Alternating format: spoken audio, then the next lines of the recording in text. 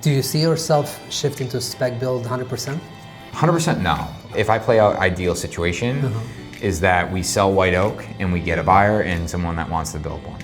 Okay. And it kind of splits that way, where it's, hey, I love what you've done, I want my own. I don't know if there's anybody that doesn't know you yet. I'm sure but there's probably going to be a couple people. Sure. And I remember when I was looking at your slides, you said who we were, who we are, who we're going to be. Yeah. Just so if you don't mind touching on all those three, catch everybody up to speed on what you're up to nowadays. Yeah, I mean, my name's Nick Schiffer. I own an Enis Builders, a builder here in Boston, Massachusetts, and who we were, I started as a one-person carpentry company. Before that, I worked in high-rise construction as a project manager or assistant project manager and assistant super for a big developer in Boston, doing renovation of high-rise and new construction. And then prior to that, I worked for my dad for 11 years in carpentry and metal fabrication. But from the time I was about 14 is when I guess unofficially launched my business. At 14? At 14, yeah. I didn't know that. I used to get dropped off in a red minivan, and I would order lumber.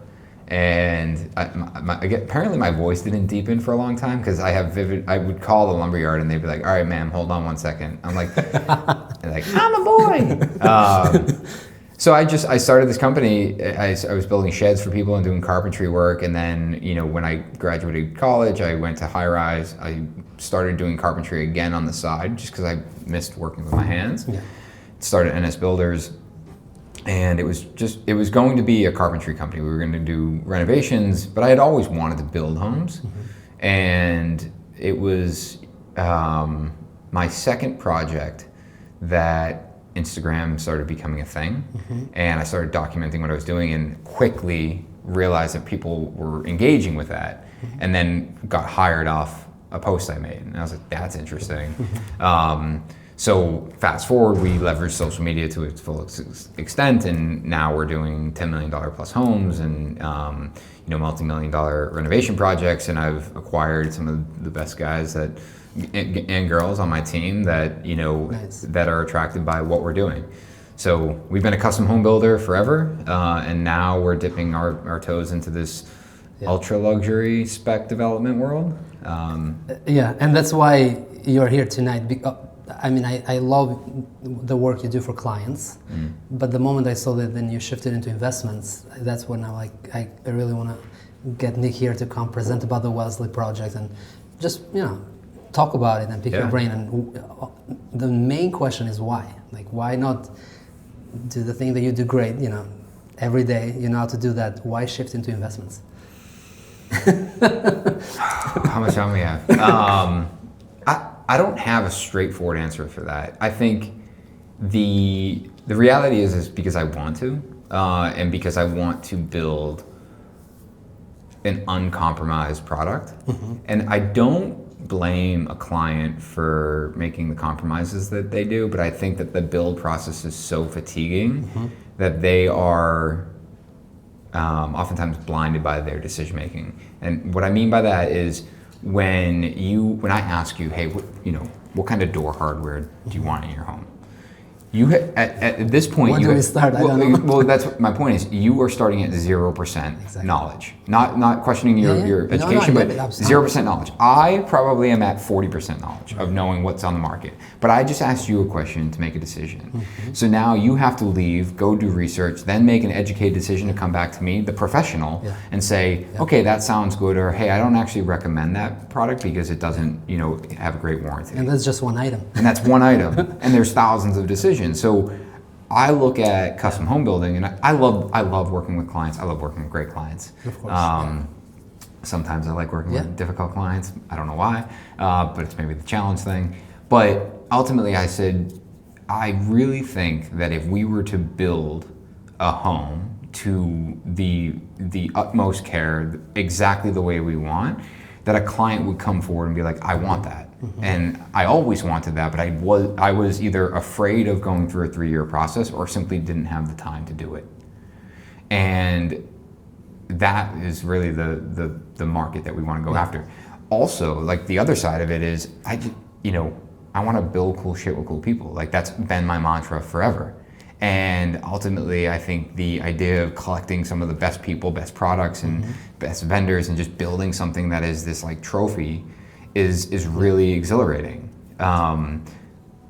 There's layers to it. I also love the storytelling aspect of it. I love documenting it. I love sharing it. You know, social media is not my first kind of dip into sharing what I'm doing behind the scenes. You know, What do you mean? prior to social media, there was message boards. Okay. And message boards were huge, and I was really involved in some of these message boards I was part of, where, you know, I always worked on cars, and I built cars and would modify cars. I loved it. Truthfully, I thought that was the career I was going to end up going in. Okay. And even though I was a builder first. Yeah. But at the time of message boards, I started building this truck, and I stripped it down to nothing. And I self-taught myself how to design a chassis, build a chassis, work on engines. Okay. And every week I'd go home from college, I'd work on my truck, I'd take photos with my digital camera, and I would upload them to PhotoBucket, and then I'd upload them on the message board on Monday, and put them there in the sense of half I wanted everyone to see what I was doing, but the other half I was like, give me feedback. Yeah. So social media did that. And it's been this great volley of like, this is what I'm doing, okay, and I get a bunch back. It's like, you know, you get ignoring the hate. It's like, hey, you should consider this, or you should consider that. And so it just drove me in this direction of like, man, like I just want to build really cool stuff. How different is it now that you're making all the decisions though, right? Because with homeowners, you always got to wait for their approval. You know, the budgets probably look different. Everything looks different. Everything does look different. Yeah. I think the decision-making process, what I'm learning is that I can improve the decision-making process for the client. Okay. I said something a couple months ago on a panel discussion with a bunch of designers and architects, and I said, this might be controversial. Your client doesn't want to make decisions. I don't care if they hired you because they want to be part of the process, but I promise you that they're being asked to make too many decisions because they feel as though that is their responsibility in this role. I believe that, yeah. Where I'm not in that space, but I believe that people don't want to make, you know, just tell decisions. so, you know, and so I challenge my team a lot where it's like, hey, we got to talk to the client about what they want to do here. I'm like, stop. I would if I could run two tests. If I said this client, I'm going to say, hey, what do you want to do here, and then come over here and say, hey, this is what we're going to do. 9 out of 10 clients are going to say that sounds great. The one that pushes back, totally fine. Right. Like, all right, let's revisit it. Yeah. But they hired you because you're the professional. Exactly. Not because they could build the house themselves and they just don't have time. Yeah. They hired you because you're the professional. Yeah. Especially in our world of like high-end. Exactly, that's what I was going to say. Especially luxury, probably. Yeah. It's even more. And so, listen, there's plenty of people that like, no, I want to pick tile. I want to do, sure, but there's going to be a decision in that tile picking process that you don't want to make. Yeah. Hey, what do you want? What color grout do you want? I don't know. Let me go research grout. All right, do you want to use Mapei or do you want to use Latticrete? I don't know. Let me go research it. Yeah. It's like, hey, we're going to use white 3x6 subway with white Latticrete grout that, you know, is epoxy based. Okay, sure. Sounds great. Yeah, show me a photo. I like it. Great. Yeah, no, it's I can only imagine. You know, now you are making those decisions, and it's like you can obviously move much faster and all that. How comfortable are you sharing, you know, the project in Wellesley as far as like any data point you can give me as far as like acquisition price and how you thought about sale price, and just again, people that follow me, it's mostly people that are either in real estate investing or starting out, and they're gonna look at what you are building, and then maybe that's gonna be crazy, or it's an inspiration, right? They'll look at that and be like, wow, I want to be Nick one day, right? So, but you know, I think it would be important. And a lot of people obviously are local to us, so they know Wellesley as a town. It's a higher price point area. I'll give it to you like this because I can't break it down. Yeah, whatever you can share, just for people to wrap their mind around this. We bought the property for $1,975. Yeah. So just under $2 million. It's a 0.6 acre lot. So not huge, but decent. Not big enough to some people in terms of what we're building there. Because they're like, well, if you're paying, I'll get to the price point, but if you're paying that much, they want a bigger lot. And I'm like, well, not necessarily. Like people live in Boston and don't have any lot and will pay $20 million. Exactly. So 1.975 we bought the lot for. our projected sale price is 12.25, or that's our ask. Yeah. I will say this, that whoever is buying the property Yeah. is getting a $15 million home. And what I mean by that is based on what has went into the home, the products, and what we've been able to essentially, I don't want to say raise, but there's a whole separate part of my business, which is working with partners and building relationships with brands and products that ultimately lead to us building kind of this repetitive process. In doing that, those brands get involved in what we do, and they will discount product or give product in order for us to build and say, this is what we do. Gotcha. So with that being said, if we were to go through a traditional, like penciled out deal, it's a $15 million house. We're asking 12.25. The reason that we're asking 12.25 is that this is our investment into the future of what we're doing. Right. I could go and say, this is a $15 million house and hunt down the one person. And maybe we'll get there. Maybe like we'll get an influx of people like, hey, I'm interested, like, you know, and we get into a bidding situation. That'd be amazing. But the 12.25 is basically what I'm looking at is this gets everyone whole. Everyone walks away. We make a discounted profit, a substantially discounted profit on the project, but it gives us the ability to prove the model from day one. And that's important to me because ultimately it makes the second one easier. Right. You know, if this like if it was the other way around and we were like, hey, we'll just take a loss just so we can sell it. It doesn't fulfill the entire journey of doing this. And this would be a proof of concept, right? Proof of concept. Yeah. What was the hardest thing though, as far as like? I'm sure the building part of it, you know, you're comfortable with, but things like raising capital and other things. That was the hardest part. That was the hardest part, okay. No doubt. I mean, just mainly because when I don't know something, I question if I know any bit of it at all. Meaning, like, I understand what asking for money is, but being that we have never done a deal like this, or frankly, any real spec deal, which is another story, makes me question if I understand how to go about that in any way at all. Come to find out, it's actually simpler than I was, was making it out to be. But the project is a complicated one to raise money for, and work with banks and private investors and things like that. So when someone asked what the hardest part was, that was the hardest part. Mainly because traditional real estate investing is, you get a pen and paper and you do the math and it says if it's going to work or not. Right. Our bottom line is based on what? Based on, okay, well, there is nothing to compare this to, so we have to compare it to down here. It's like, well, that's not the same thing. Yeah. It's like, well, on paper it is. I'm like, understood. But I've often referenced the Bugatti approach, like Bugatti, everyone knows the cars.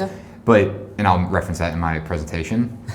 But there's a market for those. 100%. And they, selected I can buy, buyers. I can buy a Corolla that's going to get me there the same way. It's like, sure, but it is a different product, and you're not buying it because it gets you from point A to point B. You're not buying my house because you can live in it just like you can live in the one next door. You're buying it as something that it was designed and engineered differently, that is unique and not available to anyone else. It's a one of one, and Bugatti has that. Essentially they went from their proof of concept was like the whole. They're 100+ years old. Right. The Veyron era was this launch into like this hypercar space that it was a very unprofitable point in their career and in their company. But since then, now they release these specialty vehicles, and they release them at 99 of them, like pre-sale slots, for $5 million a piece. Wow. So that's $550 million or something, like insane. And so they're pre-selling that, and not only that, but now there's the resale market of like, do you want my slot? Because I'll sell you my slot. I have slot 13 on the Bugatti line. I'll sell it to you for $9 million. Yeah. And you're only buying that car because of what it is in the notoriety behind it. That's it. It's the brand. It's the brand. They're buying the brand. Yeah. But you said it was easier though, right? It was easier to raise the capital. It was easier to understand. To understand it? Okay. Than Gotcha. I gave credit to. Gotcha. It was not easy to raise the capital. Okay. It was just like Yeah. very few people understood Yeah. or even were willing to understand what I was trying to do. Right. And there were people just trusting you and believing in you more than this proof of concept initially. If right? we hadn't built a brand over the last 10 years through social media Yeah. and the projects that we had done and the content we put out, we would have never been able to do this. Just point blank. Like that's ultimately what led us here. Yeah. And there was a tremendous amount of trust in this process. Yeah. You know, I think I've told the story on my podcast, but you know, my wife was like, "Why don't you just do a couple of the, you know, the boring ones, Yeah. and like, Yeah. we'll use our own money to do it." Right. I'm like, "Yeah, I guess I could do that. I don't want to do that." And you know, and we would Yeah. spat over it, and, Yeah. and you know, if I had a stressful day, she's like, "I literally don't want to hear it." Yeah. Like, you know, but it's I just look at it as, if I'm going to do this, I don't want to go. I don't want to start and try to work my way up. I've been doing that since I started my business, like trying to level up little steps at a time. Yeah. And if I could collectively get enough people to buy into what we were doing, Yeah. let's do it. Yeah. It takes special people though, to make those big leap of faith, right?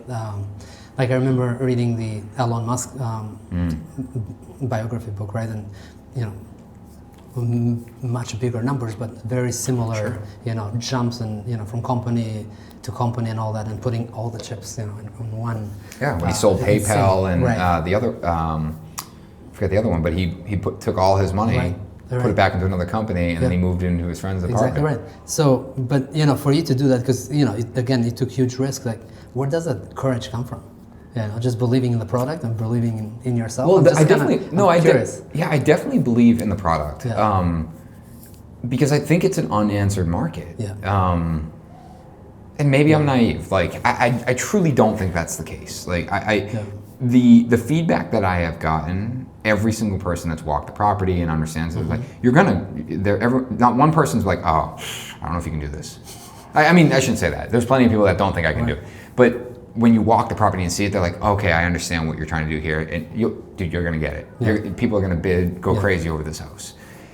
The courage, I think, comes from the idea that, for me, I've played out worst case scenario, and to understand what worst case scenario is, when you really break it down, would be detrimental to my reputation, to my credit, to all of these things. Big time. But I'm still alive, and now I have experience doing something that is so grand that if I had to restart, I would be leaps ahead of where I was 11 years ago. Mm-hmm. So balancing that with also this mindset of, you know, none of this really matters in the sense of life. Like, we're all playing with these chips of money, and you know, when my time is done, I push the chips back in and someone else grabs them, and then they get to play with it. Yeah. So, you know, that I don't think that's good. I don't think that's good advice. But that's where my mind kind of reminds me. Like, I'll give you. I mean, I'll be very transparent right now. Like, today was just one of those days where I'm like, I'm just burnt. I'm spent. Like, I knew I was coming here tonight. I'm like, I have to be on. Like, people are gonna want to talk, and I felt as though I was just maybe discouraged, or just like, man, like, this is just like it's getting hard. But for me, I think I remind myself that when it's hard, this is when people give up, and when people give up, and I always preface this: it's totally fine to give up. I don't think there's anything wrong with stopping or giving up and not doing the thing. Mm-hmm. But I know from experience that this is when it's the most important time to push through. Yeah. And I relate it to like running a marathon. Like, there's, you know, I remember running and being at mile 20. I'm like, I could literally just stop, and no one's gonna give a shit. Right. Like, why do I have to do 26? Yeah. Like, what's the point of this? Yeah. And I'm like, this is what everyone says, is that this is when people are trying to get you to stop. Don't do the thing. Don't do the thing. It's easier not to do it. And you do it, and you look back and be like, oh. I'm curious, did you always have the drive to like take it to the next level? I think in some sense, but not to the scale that I think I live my life by today. Okay. I think that's definitely self-taught. And I don't really, I mean, I was gonna say I read a lot, which I don't. I read enough and listen to a lot of audiobooks, and I think, I mean, and I was actually told the other day I should read more fiction because it would make me more of a balanced human being. And I was like, I feel like that's an insult. But David Goggins' book, Don't Hurt Me. So amazing book. And there's a lot of parts in that book that really stuck with me. And ultimately why I signed up for a marathon. I hate running. Like everyone's like, don't you get the runner's high? I'm like, never. I don't like it. I don't enjoy it. I can have music. I can't. It's just not something I click into and just like, flow. And I listened to his book and I literally signed up for a marathon after because I was like, I hate it, so I should do it. I should put myself through pain to prove that I can do hard things.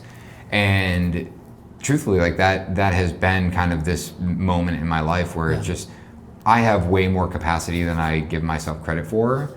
And I think to unlock that as a human is something that very few people ever actually do.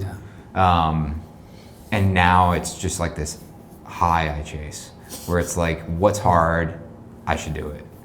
And this is, definitely the hardest thing I've ever done. But it's like, man, like the easiest thing for me to do would just be to not stop doing it. And a friend of mine was like, how would that be easy? The easiest thing. I'm like, I just stop doing it. Like, just stop. He's like, yeah, but the house wouldn't sell. I'm like, yeah. And he goes, and you'd have all this debt. I'm like, I wouldn't pay it. He goes, what do you mean you wouldn't pay it? And I'm like, I'm playing this out like I just don't do the thing. Like if someone's like, you gotta give me the money, like I'm just not gonna do it because it's easier not to do it. You're saying the repercussions, which I understand are terrible, but my point is like the easiest thing to do is not to do it. It would have been easier not to do it ever, but I'm doing it, and here I am, and I'm pushing through. So yeah, I mean, I think that the courage is just or the ability to do hard things is just something that I think at this point, I just know that these are the opportunities where I get to sit in a room with you and talk about it. That's awesome. No, I appreciate you sharing that.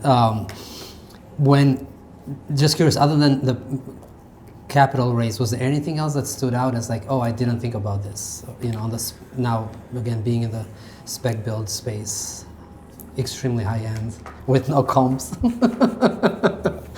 Like anything else that you're like, oh, I just didn't expect that, or just never saw this coming. Not in a negative way. Okay. But on the positive way, positive sign. I think everyone always goes to the negative, right? Like, oh, I wish I. No, I think we can share positive for sure. From a positive perspective, what I have, it has introduced me to this entire class. Class of people that respect what I'm doing and want to be part of it in one way or the other. And it has positioned us as someone that not only is doing it, but has the balls to do it. So what I'm finding is that there's people invested in this project that I don't know and never will, to the point where they're watching and rooting for us on the sideline. And I don't mean that, I mean that quite literally globally, in the sense that I get feedback either direct or third party. A friend of mine is a builder in Minnesota, and he called and he goes, hey, do you know this architecture firm? I'm like, yeah, I love their firm. And he goes, oh, I told them about White Oak yesterday. I'm like, what'd they say? They're like, every Monday morning they watch the videos as an entire firm. I'm like, what? Wow. I'm like, they are up there in terms of who I like in terms of architecture. I'm like, and imagine that. Wow. Yeah. And then I had this realtor come to the project, and we were touring it, and she had a connection to someone that's very well known in Boston, billionaire status, and we were chatting, and she was like, oh, he watches all the videos. And I'm like, what are we talking about right now? Wow. And she's like, yeah, he thinks it's super interesting what you're doing. And I'm like, can he come see it? Right. And she's like, yeah, when it's done. And so that has been really interesting to me, and I think has been part of why I'm fueled to do this, because now there's like this weight where it's like there's all these people behind me like, let's do this, let's do this. Yeah. And even in the architecture community and in the development community where they're looking at it where if you can pull this off, this changes the course of modern architecture. This changes the course of spec development. Like, so there's all this pressure for this to work. Yeah. And there's this like now there's this vested interest across kind of all these people, which is awesome. Well, yeah, no, it's amazing. When I walked White Oak with the Build Boston guys that you showed us that day, I think one of us asked about budgets. We're like, what's the budget on this? And you were like, there's no budget. I'm just buying the best thing I can buy. Yeah. Was that true? Like, I didn't get the chance to stop and talk to you about it, but like, is that how you looked at it? And it's just was an open checkbook? It was definitely not an open checkbook. It was. There was definitely a budget going into it. That budget was far and exceeded through the process. Okay. And ultimately, we were faced with decisions that were really challenging in terms of this. From a budget perspective, we should do this. Yeah. But here's what I think is going to be the negative impact if we do that.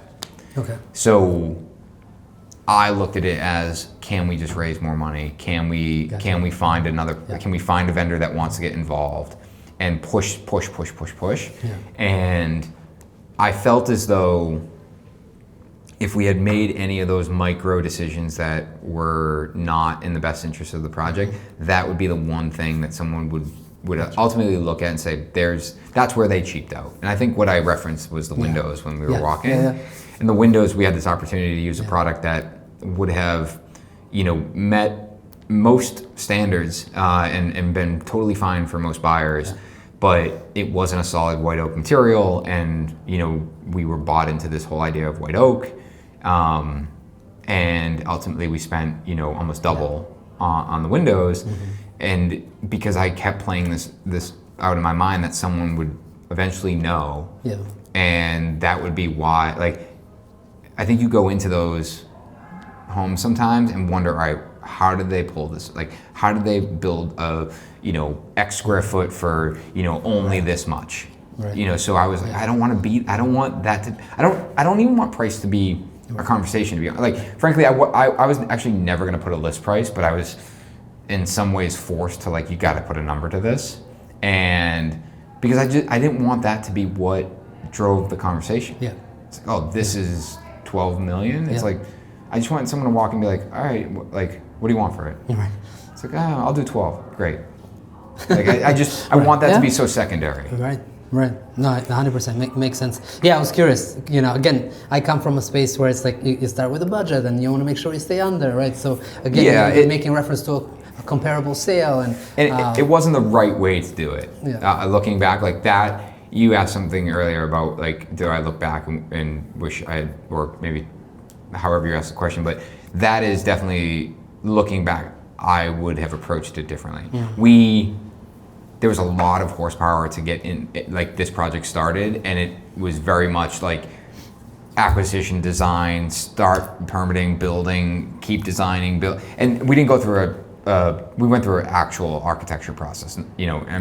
Hundreds of pages of details, like, not something that you would typically see. So it snowballed in terms of the detailing and the product and the budget. Yeah. And looking back, that if we had known what it was going to cost in the beginning, part of me is like, man, would we have had the balls to do it then?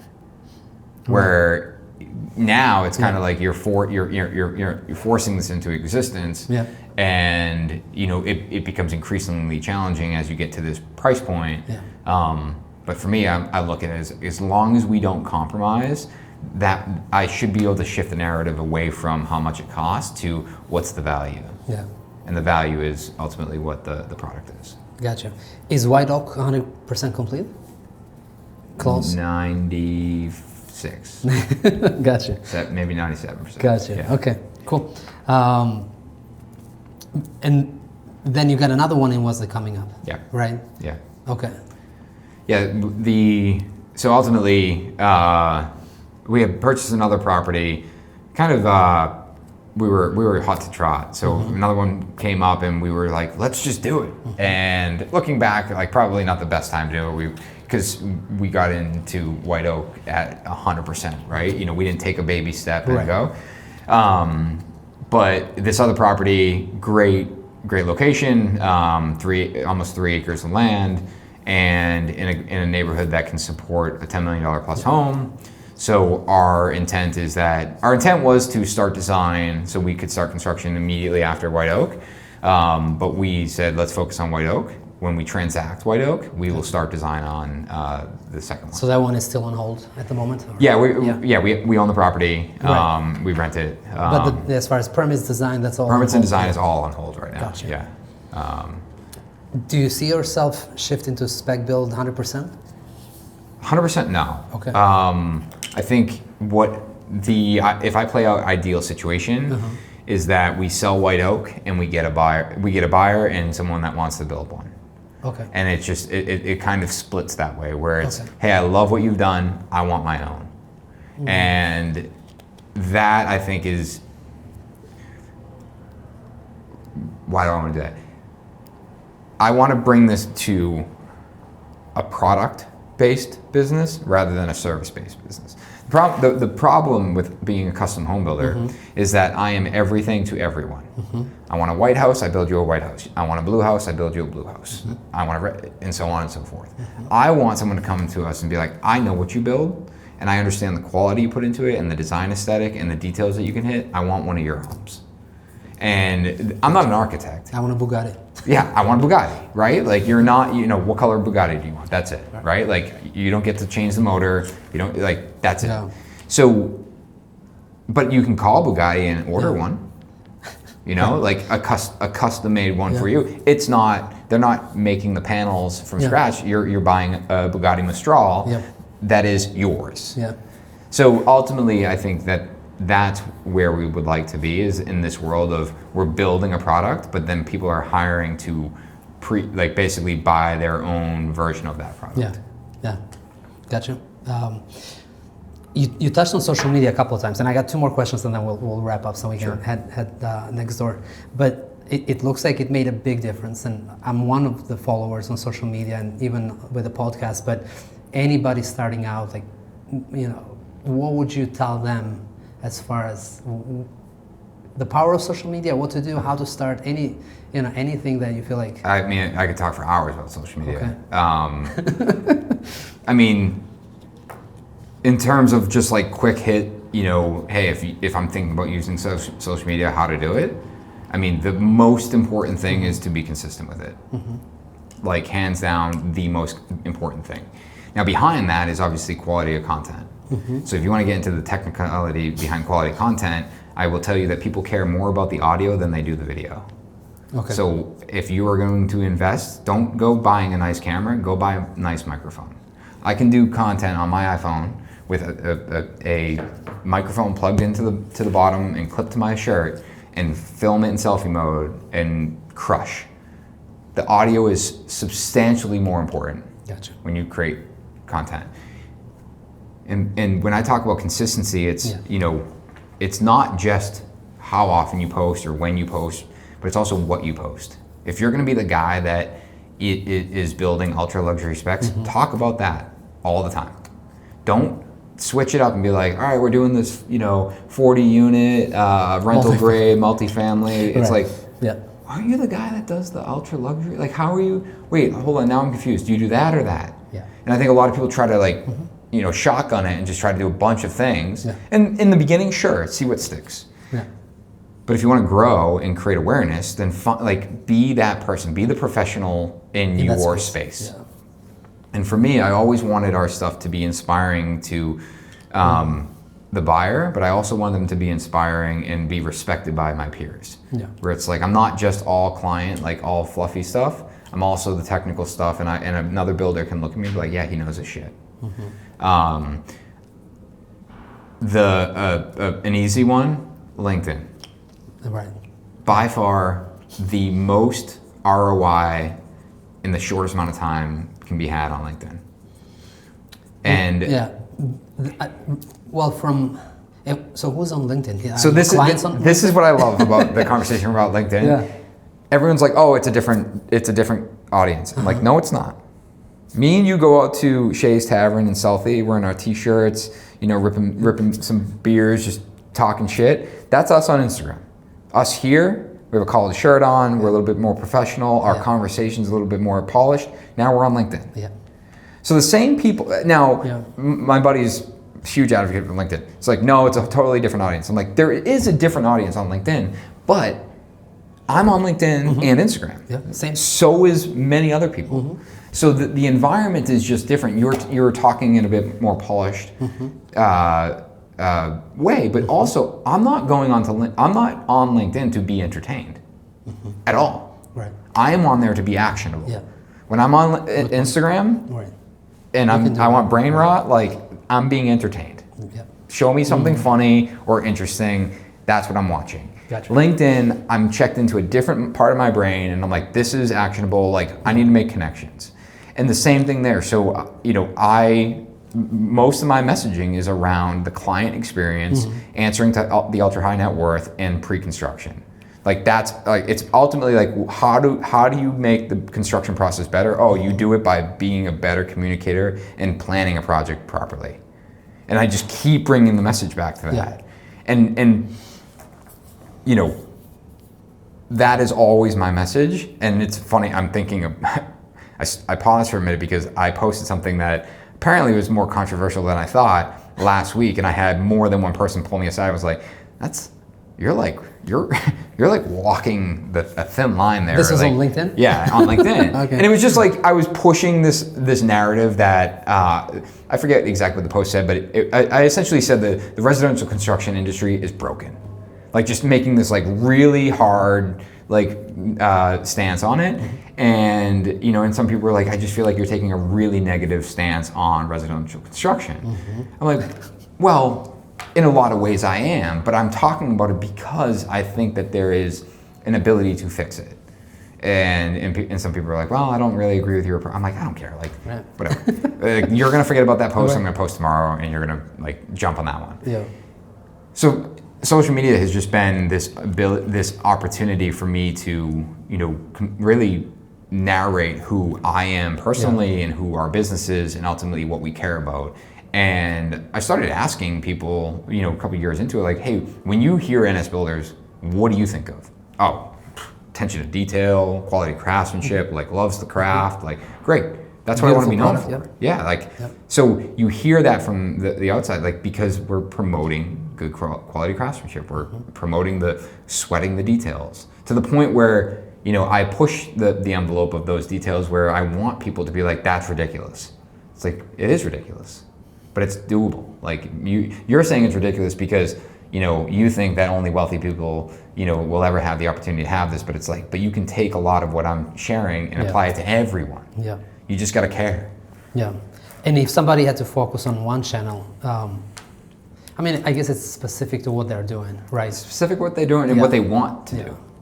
Right, exactly. I've sold a house off an Instagram DM. Nice. Wow. It's great. Yeah. I think that if you're knowing who your audience is, I think that you should be on multiple channels and you should be taking a different position on both. I think if you're going to be on Instagram, be the person that educates and just shares really quality content. Talk to me hey, this is how you fundraise. You want to do a project, this is how I would do them. Teach. Don't be entertaining. Don't be the funny guy that, I'm the hard money lender and look at how much money I have. It's no one cares. That's a pyramid scheme. Exactly.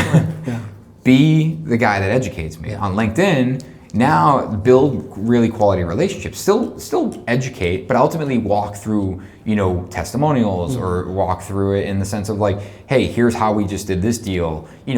The celebratory posts hey, we just closed on this loan, $100 million, great. Yeah. Don't make that all your content because it's brag. It's great. I want to understand how'd you do it? Or walk me through what your typical deal looks like, or and position it as you are the professional.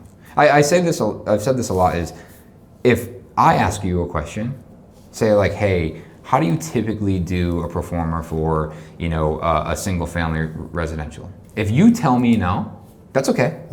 Appreciate it. Hey, will you tell me? And when the moment that guy tells me, you are now irrelevant.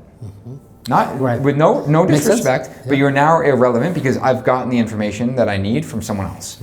So if in social media, it's the same thing, where it's like if you're not going to give it up, they will move on. Because again, we're not entertaining someone, you're trying to educate. Yeah. So when you gatekeep stuff, it just doesn't work to the benefit. And then email still is the most valuable thing that you can build as far as email list. Yeah. How about podcasting? Is there value in podcasting? Yeah, podcast. I don't recommend podcasts because it's so much work. But I think the way I look at it is I'm everywhere. Like You are. And to me it doesn't feel like that. Yeah. Truthfully, like because we are in such a rhythm. Yeah. I mean, I spend 4 hours a week like reconsidering what we're doing and how we're doing it and basically reworking it constantly, like just always trying to make it better. I think podcasting is super valuable, and what it does is it creates it again solidifies you in the place of the professional, and Gotcha. you're building this brand around you and who you are. The final point I'll make on that is we had never done SEO for our website. Never. Zero. Like never, didn't even really know. It was all organic. It was all organic. Reach, yeah. So finally I hired someone for SEO, and I was like, and we weren't ranking on Google, like we just weren't, but we had a ton of content. So I hired this SEO team, and they were like, all right, this is what we're gonna do. It's gonna be probably 6 to 8 months, and then you'll probably be in like the top spot for Google, but we can get you there, but that's how long it's gonna take. It took them 2 months. And they said because of the amount of content that you had created around who you are and what you do, that organic power just compounded. And when you ask about starting a podcast, start it. If you can commit to doing it, start one. Because the power of compound, that's where that's where the benefit lies. Yeah. We've been doing our podcast for coming up on 9 years. Wow. Yeah. So, Right. not eight years and 10 months ago, I didn't feel like this was a valuable use of my time. Right. Now I look back and it's like, man, I've totally under leveraged the opportunity I have with the podcast. And it has now become this thing that was a hobby that quite literally has a tremendous value behind it. Yeah. I didn't think it would ultimately be Right. an asset of mine. I just thought it was this thing I did. Yeah. So with anything, it's just how much effort can you put into it, Yeah. and how patient can you be with that. Gotcha. YouTube. When was the first video? YouTube. The first video was 10 years ago. 10 years ago. YouTube is a beast. Yeah. You want to talk metrics on YouTube? I'll tell you exactly. I have a friend of mine. I actually have more than one friend that makes more than $2 million a year on YouTube. And I think it's bananas to me. And their content is very algorithm driven. So they basically are paying attention to what the algorithm tells them to make, and they make that. Yeah. And it's really hard for me not to just give up building and just be a YouTube guy because of how much money they make. And I'm like, and I could just build one house. Like, go make my money in YouTube and build a house and record it. Yeah. Yeah. YouTube is an absolute beast in all facets of content creation. Yeah. I will say that, so I was getting to it. I make $1,000 a month in ad revenue. Doesn't Doesn't even cover No. it doesn't even cover the time I spend, never mind the production team that I have behind me creating, they're filming 4 days a week, we're creating, almost 10 videos a week, we're capturing probably close to 60 professionally shot photos a week. Wow. So it's like, no, the $1,000 on YouTube, not helping. But you want to create YouTube content, and we're going through this basically like every video goes out and we basically we strip it internally, and then I have someone look at it and strip it and be like, this is where you failed, this is what is wrong, like this is what you have to do next time. But I'll give you the cliff notes on that.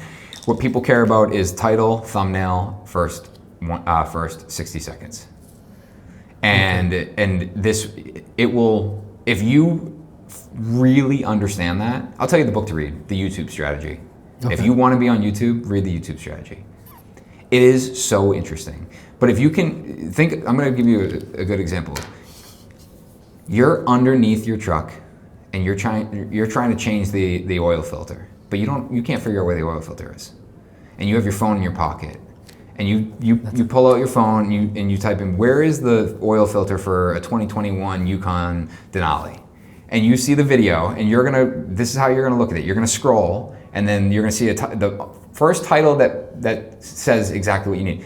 Here, walkthrough of where the oil filter is for Yukon. Got it. Now you're gonna look, but there's 3 of them. Mm. So then you're gonna look at the thumbnails and like, all right, this one looks like a pretty professional video. That one looks like some jackass recorded it on his, flip phone. So I'm gonna click the professional video.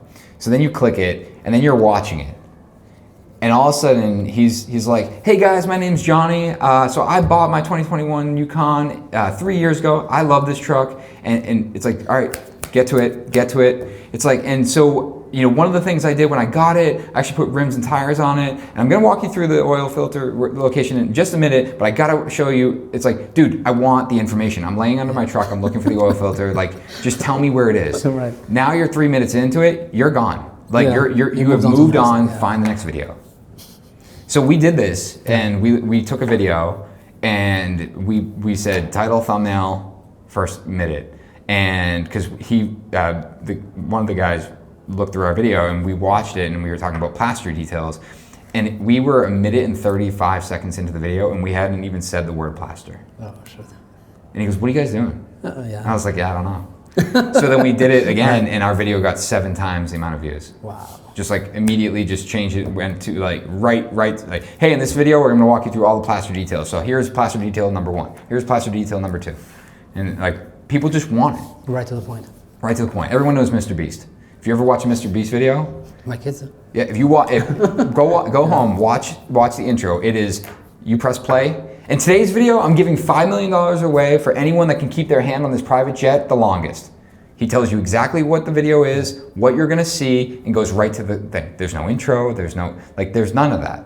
And this is strictly tied to if you want to play the YouTube game. Yeah. Now for me, I know we could be all algorithm, but I want to mix in the whole cinematic and like brand-esque. Yeah. So I'm not going to flip to a Mr. Beast style video. Yeah. I'm going to delicately balance between like really cinematic and on-brand video, but make sure that we're getting right to the point. Cool. All right, in wrapping up, what do you want people watching? Anything you didn't share? Anything they want to remember? Anything at all? No, I mean, I'm excited about what I do, and it shows. I hope so. And I hope that what I do is inspiring, and I'm always, open to building relationships around, what we're building, and I want to build cool shit with cool people, but I also want to be an advocate for a better industry. So that's awesome. Appreciate it. Thanks. Yeah, we're gonna go network. This has been fun. I know we can talk for hours. I have a lot to ask you, but maybe we'll do Q&A next door. So appreciate it. That sounds good.